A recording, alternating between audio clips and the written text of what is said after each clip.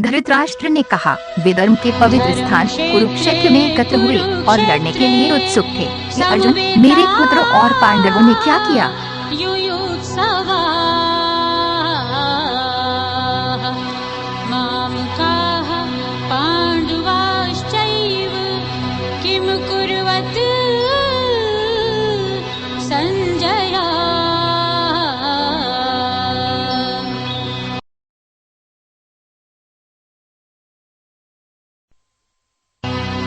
संजय ने कहा, दुर्योधन ने पांडवों की सेना को युद्ध के मैदान में तैयार देखकर अपने आध्यात्मिक गुरुवार के पास जाकर उन्हें इस प्रकार संबोधित किया। दुर्योधनस्तदा आचार्यम् उपसंगम्य राजा वचनमब्रवीत्।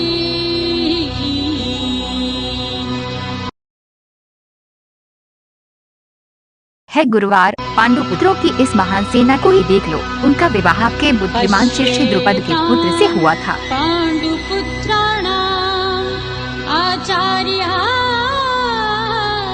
महतीं च व्यूढां द्रुपदपुत्रेण तव शिष्येण धीमता।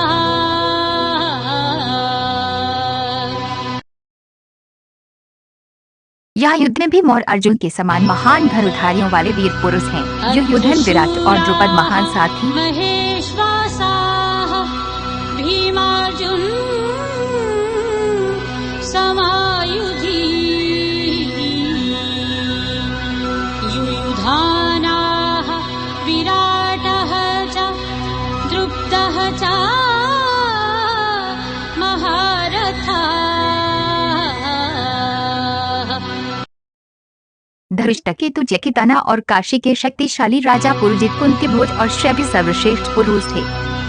धृष्टकेतुः चेकितानः काशीराजः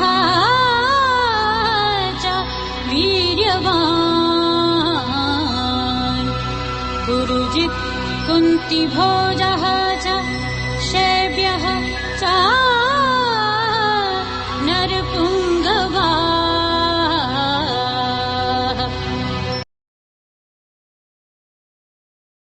पराक्रमी, युद्धमय और उत्तम और शक्तिशाली योद्धा थे। सौभद्र और द्रौपदी के पुत्र सभी महान साथी थे। उत्तमौजा च वीर्यवान् सौभद्रः द्रौपदेयः च सर्वेव महारथाः।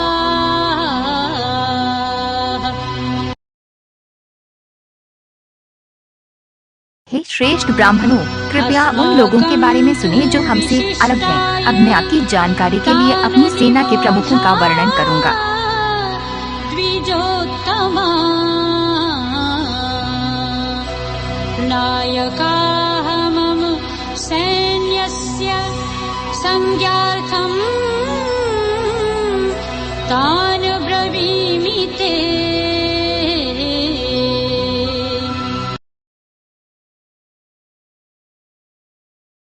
आप भीम, कर्ण, कृप और समित जय हैं। उनके नाम अश्वत्थामा, विकार और सौमदत्ती थे।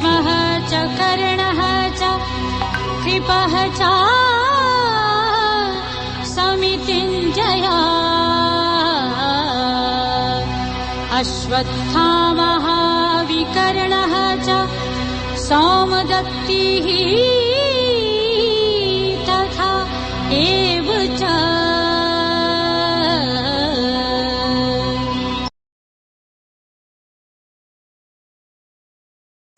कई और वीरों ने मेरी खातिर अपने प्राणों की आहुति दी है। वे सभी विभिन्न हथियारों और हथियारों से लैस थे और युद्ध में विशेषज्ञ थे। त्यक्त जीविता नाना शस्त्र प्रहरणाः सर्वे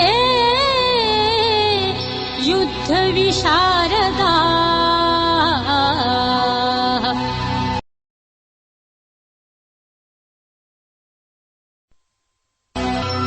द्वारा संरक्षित हमारा बल अपर्याप्त है।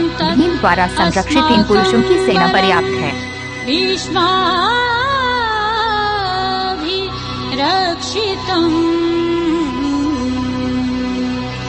पर्याप्तं तु इदं एतेषां बलम् भीमाभिरक्षितम्।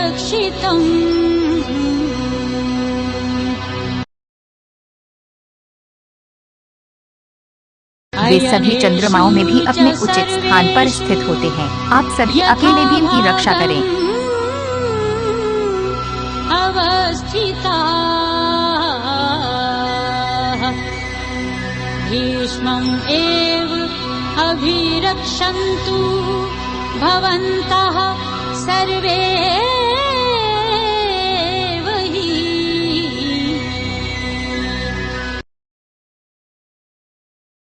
कौरवों में सबसे बड़े कौरवों के दादा ने उन्हें बहुत खुशी दी। पराक्रमी राम सिंह की तरह गरजे और जोर से अपना शंख बजाया। कुरु वृद्धाः पितामहाः सिंहनादं विनद्य उच्चैः शङ्खं दध्मो प्रतापवान्।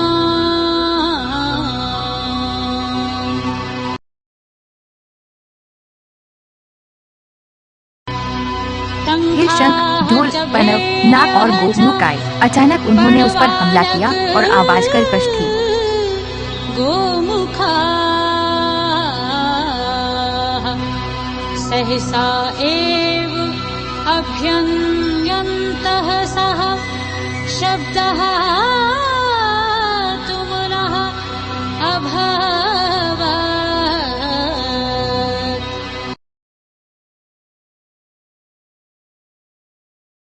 फिर वे सफेद घोड़ों द्वारा खींचे गए एक विशाल रथ पर सवार हुए। माधव और पांडव ने अपने दिव्य शंख बजाए। युक्ते महती सयन्दने स्थितो माधवाः पाण्डवाः चैव दिव्यो शङ्खो प्रदधतु।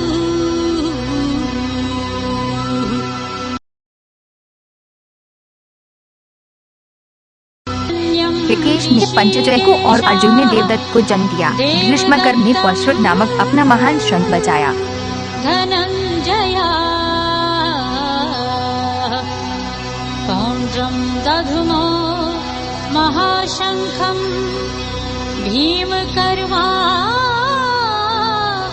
मृकोदरा।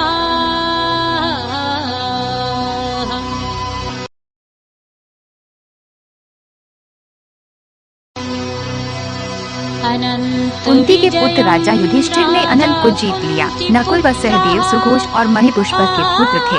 काशी सर्वश्रेष्ठ धनुर्धर थे और शिखंडी महान साथी धृष्टद्युम्न, विराट और सात्यकी अजय थे। हे पृथ्वी के स्वामी, द्रुपद और द्रौपदी के पुत्र सभी नष्ट हो गए। पराक्रमी सौभद्र और अन्य लोगों ने अलग अलग शंख बजाए।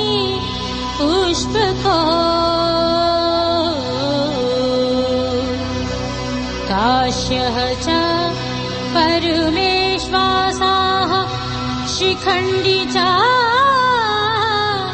महारथाः धृष्टद्युम्नः विराटः च सात्यकी च अपराजिताः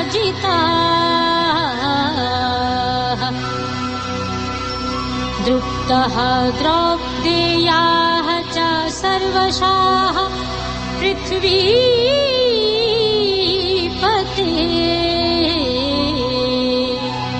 सौभद्रः च महाबाहुः शङ्खान् दध्मुः पृथक् पृथक्।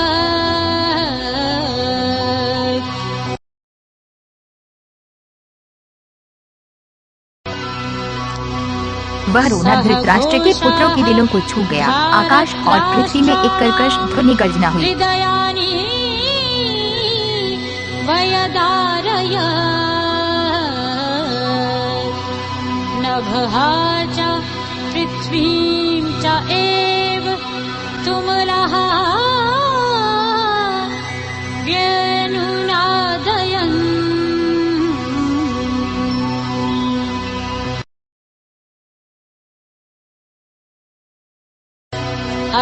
तब वानरों के ध्वज ने धृतराष्ट्र के पुत्रों को खड़ा देखा। जैसे ही हथियारों की लड़ाई शुरू हुई, पांडवों ने अपने धनुष उठाए। हे राजा, तब उन्होंने भगवान श्री कृष्ण को इस प्रकार संबोधित किया।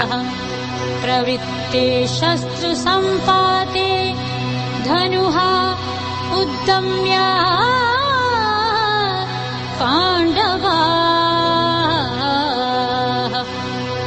ऋषिकेशं तदा वाक्यम् इदम् आह महीपते।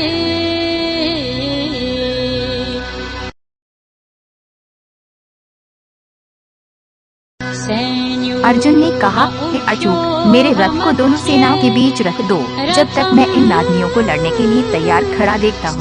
युद्ध की इस तैयारी में मैं किसके साथ लड़ूं?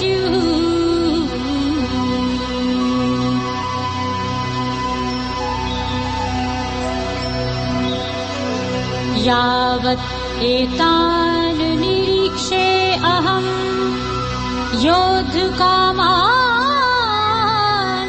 अवस्थितान् कैहाम्यासः योद्धव्यम् अस्मिन् समुद्यमे।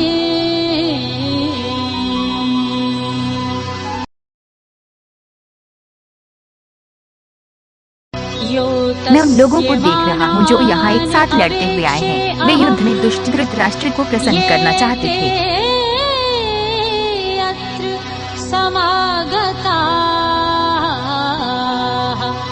धारतराष्ट्रस्य दुर्बुद्धेः युद्धे प्रियचिकीर्षवाः।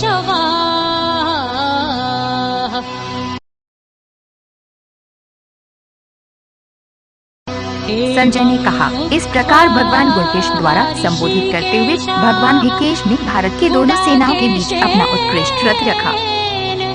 भारत सेनयोः उभयोः मध्ये स्थापयित्वा रथोत्तमम्।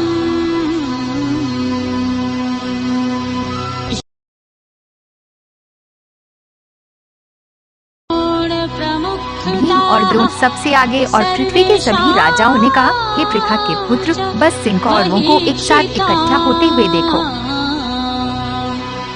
उवाच पार्थ पश्य एतान् समवेतान् कुरुनीति।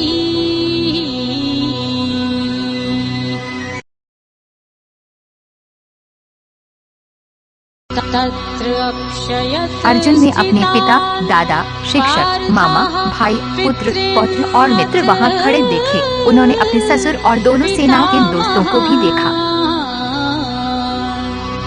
आचार्यान् मातुलान् भ्रातॄन् पुत्रान् पौत्रान् सखीन् तथा श्वशुरान् सुहृद्या च एव सेन्यो उभयोऽपि।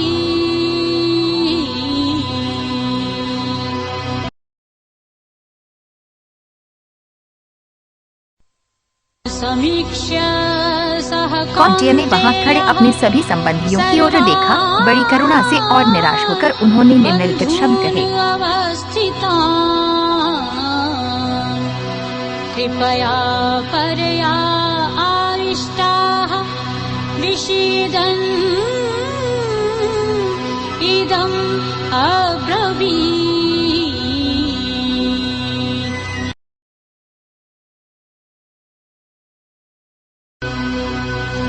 दृष्ट्वा इमं अर्जुन ने कहा, हे कृष्ण, मेरे इन रिश्तेदारों को लड़ने के लिए उत्सुक देखकर मेरे अंगों में दर्द हो रहा है और मेरा मुंह सूख गया है।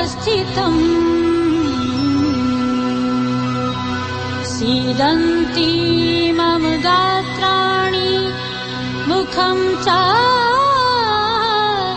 परिशुष्यति।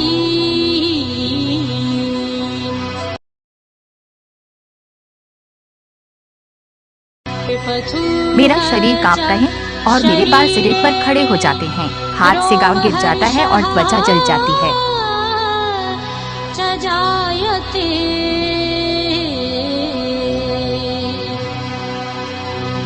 गांडीवं संस्थे हस्तात् त्वकः चाएव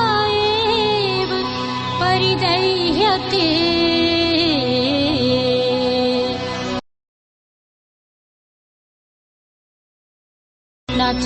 मेरे हाथ से गाँव फिसल रहा है और मेरी त्वचा जल रही है।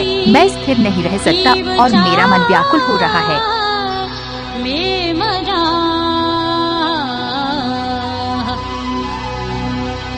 निमित्तानि च पश्यामि विपरीतानि केशव।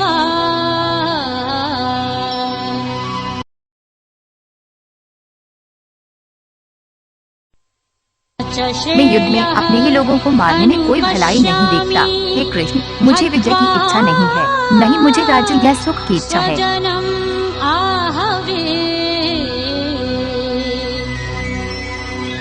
न कांक्षे विजयं कृष्ण न च राज्यं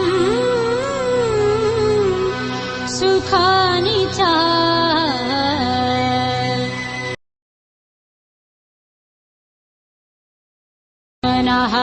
है गोविंदा, हमारे राज्य भोग या जीवन का क्या उपयोग है? हम किसके लिए राज्य, सुख और सुख चाहते हैं? ये शिक्षक, पिता, पुत्र और दादा हैं, जिन्होंने युद्ध में अपने जीवन और धन का बलिदान किया है। मामा, ससुर, पोते, साले और रिश्तेदार, हे मधुसूदन, कृपया मुझे मार डालें, क्योंकि मैं इन राक्षसों को मारना नहीं चाहता। तीनों लोगों के राज्य के लिए भी पृथ्वी का क्या? हे नादन, धृतराष्ट्र को मारने में हमें क्या सुख मिल सकता है? ते इमे अवस्थिताः युद्धे प्राणान् त्यक्त्वा धनानि च।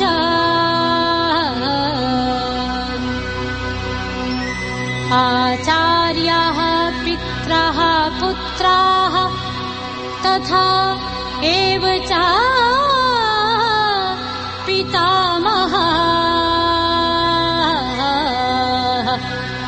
मातुलाः श्वश्राः पौत्राः शालाः सम्बन्धिनः तथा एतान् न हन्तुम् इच्छामि घ्नतःपि मधुसूदन। अपि त्रैलोक्ये राजस्य हेतोः किं नु मही कृते।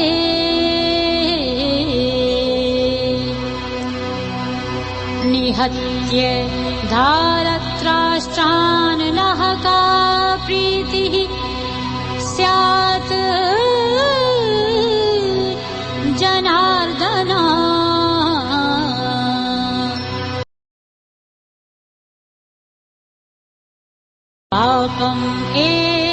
ये केवल पाप है जो इन हमलावरों को मारने के लिए हम पर निर्भर करेगा। इसलिए हम धृतराष्ट्र के पुत्र और उनके रिश्तेदारों को मारने के योग्य नहीं हैं। हे माधव, अपने ही लोगों को मारने के बाद हम कैसे खुश हो सकते हैं? तस्मात् नः अर्हाः वयं हन्तुं धारत्राष्ट्रान् स्वबान्धवान्। स्वजनं हि कथं हत्वा सुखिनः श्याम माधवा।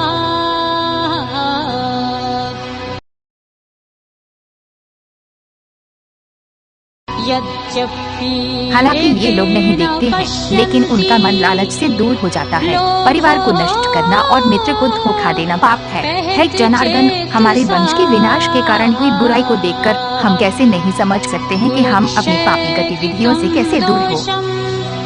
मित्रद्रोहे च पातकम् कथं न ज्ञेयम् अस्माभिः पापात् अस्मात् निवर्तितुम् कुलक्षयकृतं दोषं प्रपश्यद्भिः जनार्दन।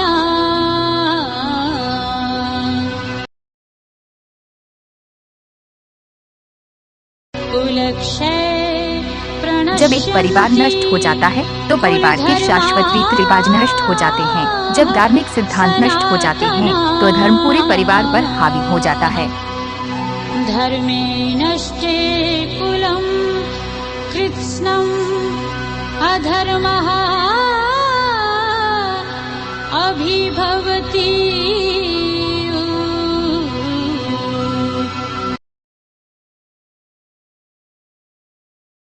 हे कृष्ण, एक परिवार की स्त्रियां अधर्म के आक्रमण से दूषित हो जाती हैं। हे वारुणी के पुत्र, जब महिलाएं भ्रष्ट होती हैं तो जातियों का मिश्रण पैदा होता है।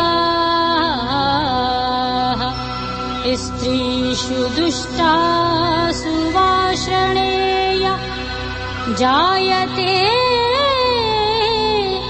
वर्णसंकरा।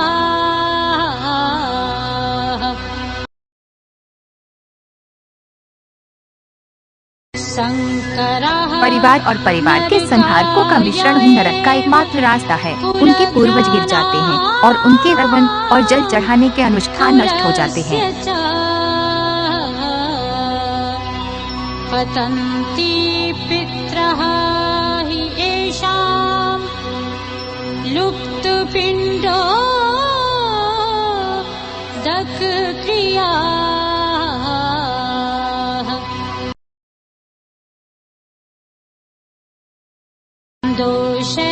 ये दोष परिवार को नष्ट करने वाले और जाति भ्रम के कारण है। जाति और परिवार की शाश्वत धार्मिक व्यवस्था नष्ट हो गई।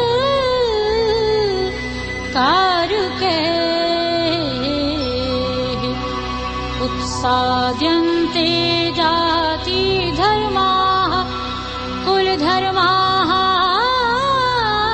च शाश्वता।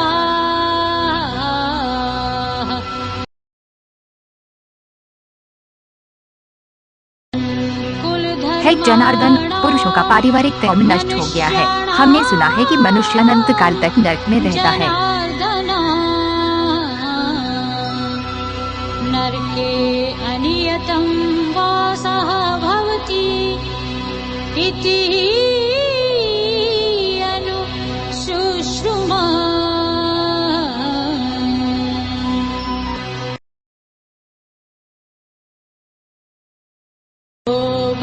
काश हम एक महान पाप करने के लिए दृढ़ होते। राज्य के सुख के लिए उसे मारने के लिए लोग तैयार हैं।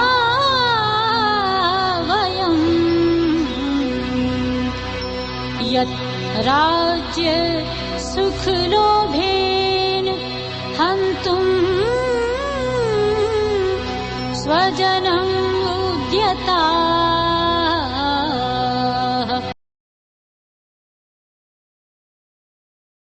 यदि आप मेरा विरोध करने के लिए हथियारों से लैस और निहत्थे हैं तो धृतराष्ट्र के पुत्र मुझे युद्ध में मार देंगे।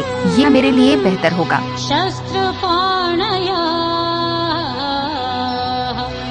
धारत्राष्ट्राः रणे हन्तुः तस्मै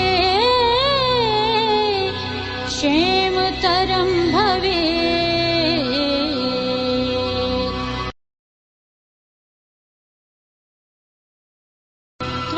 संजय ने कहा। ऐसा कहकर अर्जुन ने शौक से व्याकुल मन से अपना धनुष बाण फेंक लिया और युद्ध में अपने रथ के आसन पर बैठ गया।